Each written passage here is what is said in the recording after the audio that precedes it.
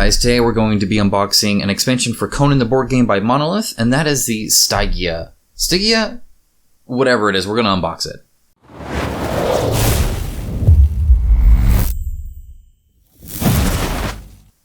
Okay, so this one has been one I've been looking forward to because my wife, who I mostly play with when it comes to this game, loves Egyptian themed stuff, and this one is pretty similar. It's got like some scorpions and stuff like that. It just looks really, really cool. So first is your new hero, and his name is Ikmet.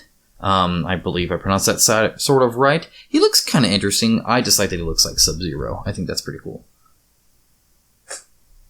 Next up, we got the rulebook. You got it in English and not English. So I'm gonna look at the English one here, and let's go ahead and count the scenarios because you get a whole new scenario in this one. So in this one, you get one for 4 to 5 people, and it is kind of an intermediate one.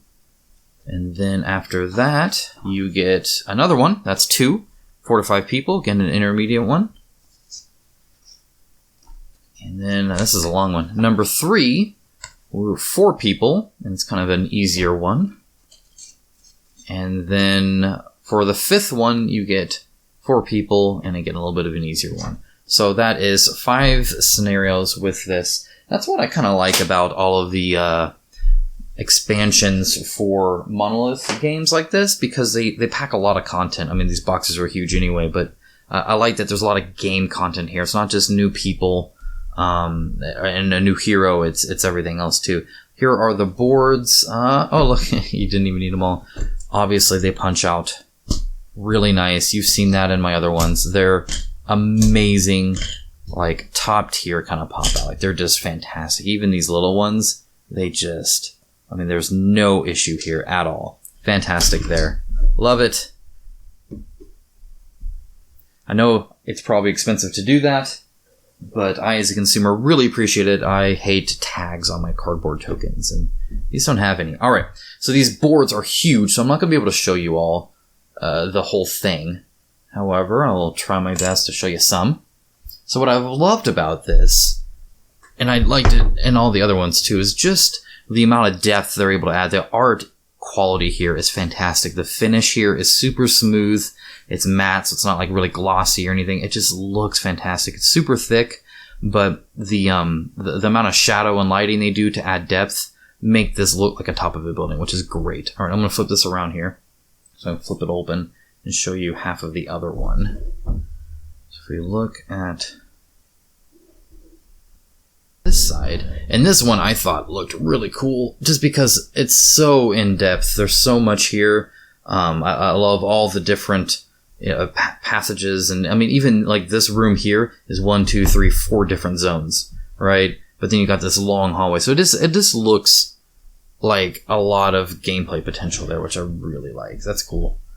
All right, moving on from that to the minis. Let's do it. Box out of the way. It's miniature time. All right.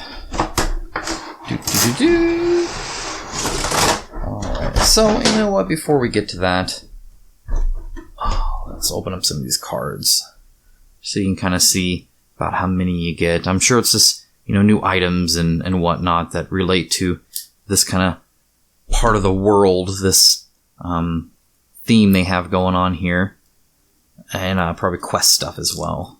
So let's take a look. Rid of that. We got torches and an assassin and dropping cards.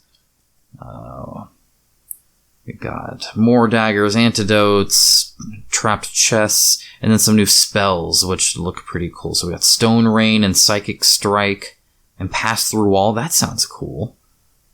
So that's neat. I like that. I'm glad they're adding new spells and whatnot. Let's zoom in for the miniatures. Alright, so let's take a look at these. Obviously, we want to start with the big guy here. So here he is in all of his glory. Wow, he looks cool. There's some great texture work all throughout him, especially like down here. Again, I'm going to throw him around on the round table, and you'll see him up close and in really good lighting. This is just me kind of critiquing the miniatures themselves. Very, very nice. Is that attached? It's not. So he's only attached at a little bit here on the, even his legs, yep, are freestanding. There's a little bit right down there in the middle that he's attached to. So if you base it, and like put rocks and stuff down there, it'll blend right in, and he looks great. I'm glad they didn't try and attach all of his legs. Wow, he looks cool. Pretty big too, so that's nice. Then they have all these like little guys, like miniature ones, and they're not quite the same. Oh, come on. All right. Notice the tail doesn't have a little pincher thing, and so it's all business up here, not back here, I guess.